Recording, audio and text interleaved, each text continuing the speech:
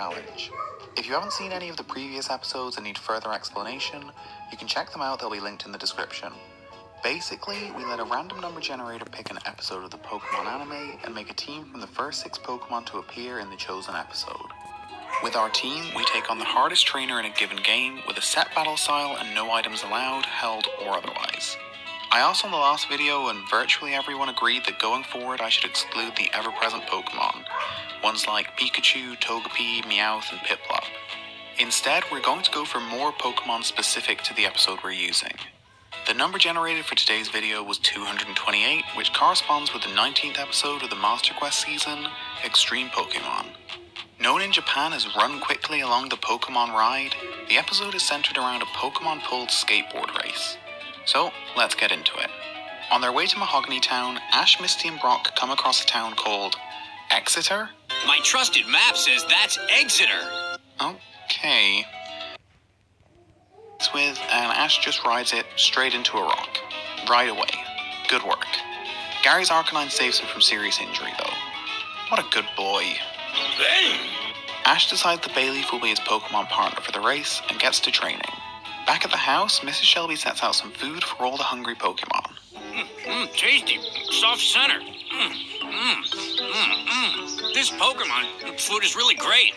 This is cat food, Charlie. While Ash is practicing, Mr. Shelby tells him that in the second half of the race, he'll have to carry a dummy egg from the daycare to the finish line and then provides him with one to practice with. Can I offer you a nice egg in this trying time? The next morning, it's time for the Extreme Pokemon race, and some of the Pokemon entered seem a bit weird. There's no set path for the race, they just have to get to the daycare, pick up their dummy egg, and get to the finish. The start of the race is absolutely amazing. Scyther just takes off into the air and flies his trainer into a bunch of other bodies, and it's hilarious.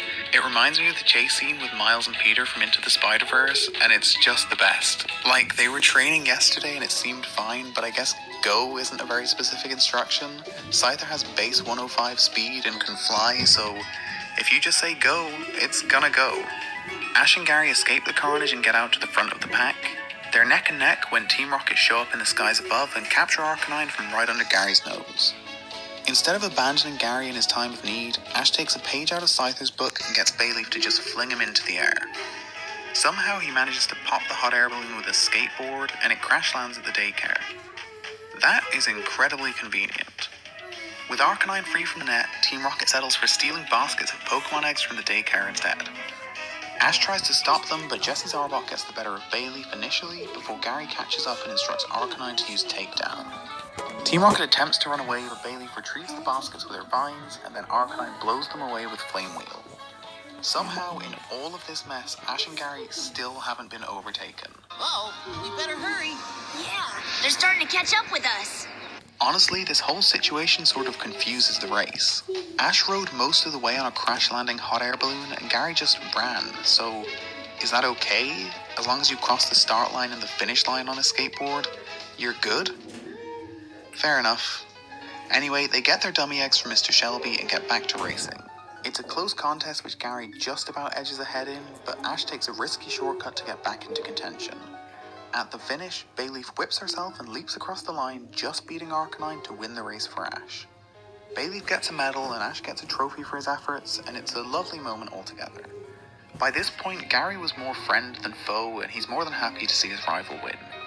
On top of his earlier prizes, Mr. Shelby gives Ash an egg that would eventually hatch into Phanpy. And that's the episode. Let's have a look at the team we'll be using. With 6 fully evolved Pokemon and an average base stat total of 505, we actually have a superior team for once. We'll be taking on Red, and with his team averaging just 492, he's actually at a disadvantage. So, because I wanted a real challenge, I decided that we had to be 20 levels under his team to make things fair. So, seeing as he's got 1 level 81, 3 level 77s, a level 75 and a level 73, we'll be using 1 level 61, 3 57s, a 55 and a 53. That should make this seriously difficult, but it's also going to save me a bunch of time on grinding, so it's a win-win. Okay, time to actually catch this team. We start off at the National Park by entering the bug catching contest, because that's the only place you can pick up a Scyther. It doesn't take long at all before coming across the bug flying type, and to my surprise we actually managed to catch because I wasn't recording, but at level 23 Toxic, Flash, and Moonlight. Finally, our two Arcanine are 53 and 61 and have the same 4 moves. Flamethrower, second Flamethrower, almost knocked Slam does so. Now we're safe. I don't think we can come close to knocking out Charizard in one right now, so our next move has to be Sword Stance. Flamethrower misses again, and now it's time to attack. I don't think one hit will be enough, but we've got to try.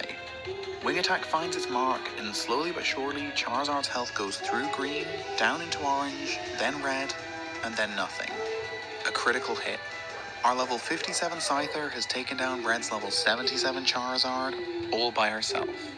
That might be one of the most clutch performances from any Pokemon ever. I definitely did not expect to win this one. We needed a bit of luck in the end, but a heroic showing got us over the line. That's about it.